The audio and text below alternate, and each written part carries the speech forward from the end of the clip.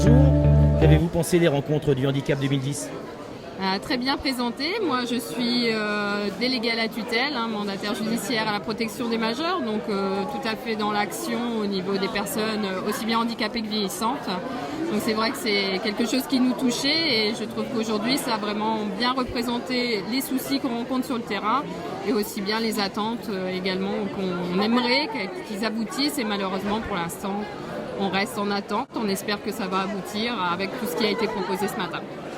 C'était une réunion intéressante parce que je suis un petit peu jeune administrateur, ce qui fait qu'il y a beaucoup de choses que je découvre, en particulier toutes les évolutions qui concernent le détricotage un petit peu de la loi handicap, où on essaie d'aller prélever l'argent un petit peu partout où on peut le trouver, y compris là où on devrait plutôt en donner que venir en ponctionner.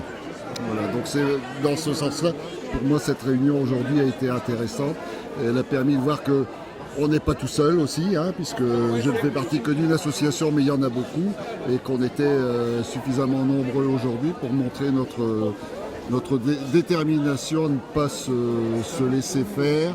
Et nous, on est encore pour l'instant à page préservée, mais si on a bien compris, on va se retrouver maintenant les uns en suivant les uns derrière les autres, confrontés au même problème. Donc il est temps de réagir dès le début, je pense, parce que sans doute après, il sera un petit peu trop tard. Vous vous identifiez parfaitement à la démarche de la vie active et là vous raisonnez vraiment en groupe. Tout à fait, oui.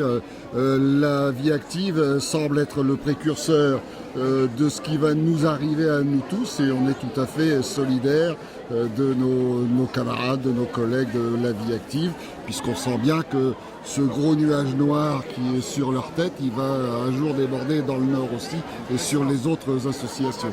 Une très bonne initiative, vraiment très bien organisée, bien animée, avec quand même une journaliste de classe, mais Mona Interman. Ce que j'ai surtout aimé, c'est le fait justement qu'on mette en valeur toutes ces associations qui s'occupent du handicap, de les faire connaître, parce que c'est vrai qu'en France, on a quand même un sacré retard à ce niveau-là. Moi, j'ai été quand même choqué d'entendre ces mères de famille attendre tout simplement pour des places pour leurs enfants. C'est quand même incroyable. Je suis venu parce que vraiment, j'y portais un gros intérêt. C'est d'abord un grand moment de biodiversité associative, de la vie, de la force des associations. C'est un grand moment qui permet à la vie active, entourée par d'autres associations, de réaffirmer son projet, qui est magnifique, tendre la main aux personnes handicapées et en grande difficulté. Et c'est un moment de syndicalisme social face à l'attitude de l'État, aux embarras que l'État impose à la vie active, qui est très réconfortant pour ce que j'appellerais la santé politique et sociale du Nord-Pas-de-Calais. La réunion était d'une telle vérité, d'une telle intensité et d'une telle authenticité que je pense que pour les nombreux élus, dans leur diversité, qui étaient présents, jamais le handicap n'avait été aussi pédagogiquement et humainement présenté. Donc, pour la région, c'est un grand moment qui lui a fait prendre conscience, encore plus, nettement, de la grande cause régionale qu'est le handicap. Je suis venu soutenir la vie active, mais aussi toutes les associations qui aujourd'hui sont touchées par cette logique de marchandisation du social, de marchandisation de toute notre société. Je crois que on voit bien aujourd'hui qu'il y a deux logiques qui s'affrontent et que la marchandisation avec la directive service de l'Union européenne est en route. Je crois qu'il va falloir se battre pour que cette logique-là n'intervienne pas dans tout le champ.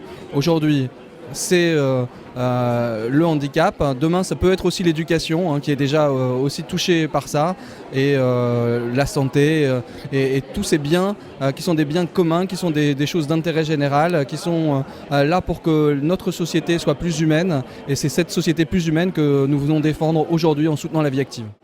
Écoutez, c'est extraordinaire, c'est tout à fait merveilleux. Je ne pensais pas qu'on puisse rassembler autant de monde. Et si on les a rassemblés, c'est tout simplement parce qu'il y a un problème véritable, un problème à dimension humaine tellement forte qui se pose. Je ne sais si vous avez senti comme moi, à tout moment, l'émotion sous-jacente, l'émotion exprimée, l'émotion à tout moment qui faisait que l'on se trouvait, à travers toute cette matinée, au cœur d'un problème majeur, d'un problème auquel notre société doit apporter des réponses. Quand je dis notre société, quand il s'agit de solidarité, c'est d'abord, naturellement, à l'État de faire sa part de choses, lui qui s'engage toujours verbalement, mais qui ensuite n'est jamais capable d'apporter les moyens qui pourront suivre et qui pourront permettre de régler les différents problèmes. Quand on est les plus pauvres, c'est aussi là qu'on trouve le plus de handicap. Donc il faut vraiment que dans ce pays, il y ait une véritable solidarité entre l'ensemble des régions, entre ceux qui sont riches et ceux qui le sont moins. C'est le sens de cette opération qui a été magistralement portée par Jean-Marie Alexandre. Je le salue, la vie active a fait sur ce sujet un travail tout à fait exceptionnel. Je suis venu en tant que mouvement démocrate et pour manifester finalement l'esprit qui est le nôtre, qui doit être de rassembler autour de ces problématiques du handicap. Je pense que notre société n'a de sens que si elle considère chacun en fonction de ses difficultés, de ses réalités. Et comme le disait l'un des intervenants, quand la société est en crise et quand les uns et les autres s'inquiètent pour leur avenir, il faut savoir être rassemblés autour de justes causes. Et je pense que la table ronde notamment où les différentes têtes de liste participaient a montré qu'on était capable, avec nos différences, d'être unis en fait autour d'un même projet. Et je pense qu'avec le président Percheron, on sera travaillé sur un plan de rattrapage en fait pour la région Nord-Pas-de-Calais autour du handicap. Écoutez, pour moi cette journée est très fortement symbolique. Je suis ici en tant qu'élu, mais également en tant qu'ancien directeur d'IME. Alors je connais bien le problème du handicap. Je suis très sensible aux difficultés qui sont connues par les familles, par les parents des jeunes et adultes handicapés désormais, et même des retraités. Donc si vous voulez, ce que j'ai vraiment fortement apprécié, c'est l'élan de solidarité qui s'est manifesté, toutes tendances confondues, que ce soit au niveau politique ou au niveau associatif. Toutes les associations étaient là, tous les politiques de tous bords étaient là. Donc ce n'est pas un mouvement clanique, c'est un mouvement de générosité collective. Alors 10 000 personnes présentes aujourd'hui, pour vous, ça signifie un malaise ?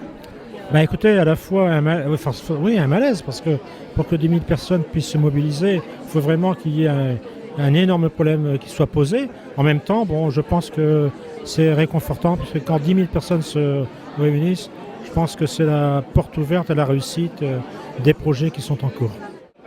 Oui, c'est une grande satisfaction que de se savoir soutenu dans un combat où on nous annonçait que ça ne serait pas forcément le cas, puisque le sujet était difficile et que parler de la fiscalité des associations n'est pas, disons, grand public. Et pourtant, ils étaient là. Et à se dire, moi j'y suis pas encore passé, mais demain si eux y passent, moi j'y passerai aussi. Et c'est ce que je crois les gens ont ressenti. Et c'est ce que les personnes handicapées ont ressenti, c'est ce que leurs familles ont ressenti, en se disant que leur enfant handicapé, c'était pas une marchandise, c'était pas ce que l'on vend dans les grands magasins, c'était une personne qui avait sa dignité. Et elle avait d'autant plus sa dignité quand elle était prise en charge par des bénévoles plutôt que par des gens qui ne cherchent qu'à faire du pognon avec le malheur des autres. Qu'est-ce qu'on attend pour effacer des mots comme solidarité? C'est ordinaire et c'est grossier, allons, un peu de dignité. Qu'est-ce qu'on attend pour afficher la sympathie pour cette